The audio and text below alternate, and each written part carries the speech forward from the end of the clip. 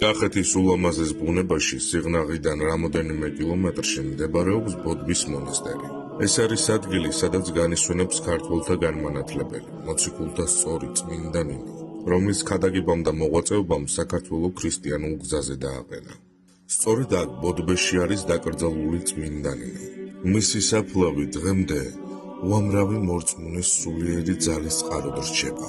ბოდბის ისტორია 16 საუკუნეს მოიცავს.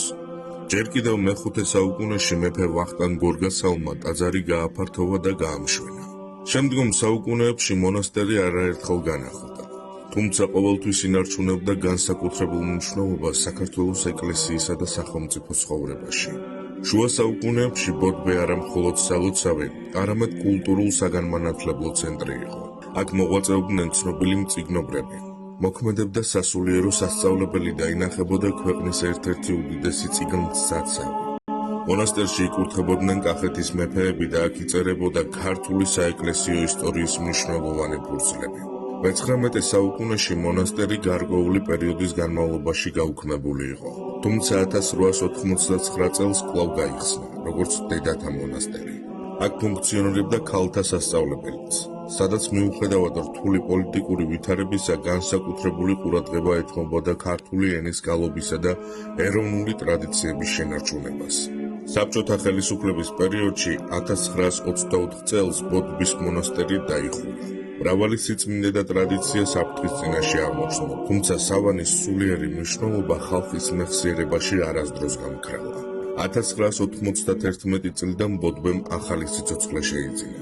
დაიწყო მონასტრის აღდგენა და განახლება.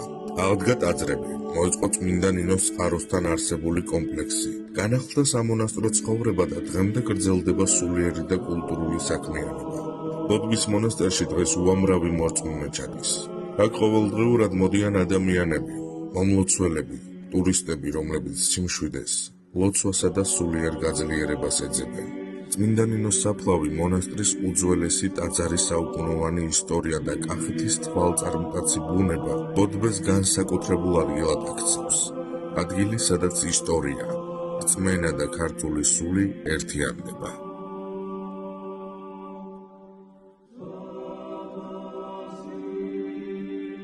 ვიმყოფებით ქარელის რაიონიდან, ესენი გახლავთ მე-7 კლასის მოსწავლეები, რომლებიც პირველად არიან მოსულები ბოდბეში წმინდა ნინოს საფლავის მოსალოცად. ვიცით, რომ ძალიან დიდი მადლი აქვს ამ ტაძარს, გაეცნენ ბავშვები ავიყვანეთ გიდი წმინდა ნინოს წარსულს და ისტორიას და იმედია, რომ დიდ მადლს წავიღებთ აქედან. აღარ ისწავლება რელიგია სკოლაში, ძალიან სამწუხაროა ეს ჩვენი ქვეყნისთვის და ძალიან კარგია, რომ ბავშვებმა ესე მაინც მიიღონ წმინდანებზე, ჩვენ სარწმუნოებაზე, მართლმადიდებლობაზე ინფორმაცია, გაეცნონ, ჩვენ შეიყვარონ ჩვენი სარწმუნოება, ჩვენი წმინდანები, წარსული, ჩვენი ისტორია, ჩვენი ქვეყნისა და სარწმუნოებისა ესე მაინც იცოდნენ და მოხარულები ვართ, რომ რა ვიცი, ამ ეტაპიდან მაინც იღებენ ასეთ ინფორმაციას და ძალიან კარგი იქნება თუ ისე დაბრუნდება ჩვენ სკოლებში რელიგია და რა ვიცი, ძალიან კარგი იქნება ქვეყნისთვისაც, ერისთვისაც და სარწმუნოებისთვისაც, იმიტომ რომ უკვე ძალიან ჩვენი ქართველიერი გადაგვარების მართლაც ჩობადობა ძალიან იკლო და იქნებ რაღაცნაირად შიში ღვთისა სიყვარული, რომ ჩაუნერგო ჩვენ მომავალ თაობას და წინ წავიდეს ჩვენი ქვეყანა ამით, იმიტომ რომ ჩვენი ქვეყანა მომავალზეა დაფუძნებული და ამაც ჩვენ თაობას. ჩვენ ახალ პატრიარქ შიო მესამეს უსურვებთ კიდევ ღირსეულად გააგრძელოს ის გზა, რაც დაგვიტოვა ჩვენმა პატრიარქმა ილია მეორემ.